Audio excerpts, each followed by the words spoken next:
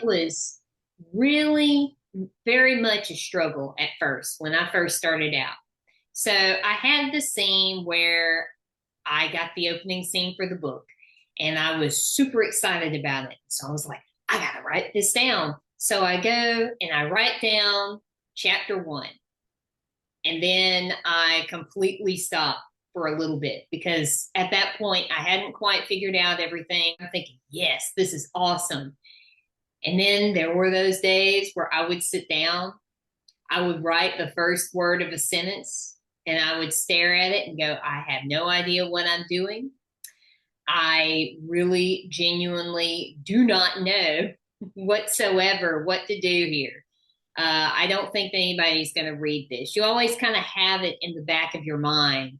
Well, I don't know if this is going to be that great. I don't know exactly if anybody's actually going to like this. So it was a huge struggle for me at first, and it's always that tug of war, and I think it always will be. And then sometimes the characters would want to do something different, and I would just go, okay, I guess we're doing this now. Because at a certain point, I mean, your characters, at least inside of my books, my characters are the focal point of my stories. So if your characters want to do something, then you should just let them be themselves and let them do it. Of course, you have your point A to point B, but in my mind, the characters and their motivations are always going to supersede whatever plot that I necessarily want for these characters. So honestly, I think the main things I learned were outlining and writing in a way that was more accessible to people time.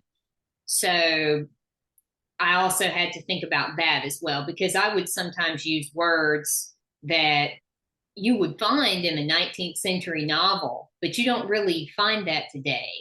And sometimes if you use those words, it can be very frustrating because you have to look up the word to know what it means. And then you come back to the book. And a lot of people, they have lives. They're not going to have time for that. So you have to work within the vocabulary that's going to best appeal to your general audience. People could check out the book, and we're asking for 5-star reviews. You have a Goodreads now Yes, account as well, and people could check out Grace Links Jenkins Goodreads account as well, or go to gracelinksjenkins.com and purchase the book today and get an autographed signed copy of the book.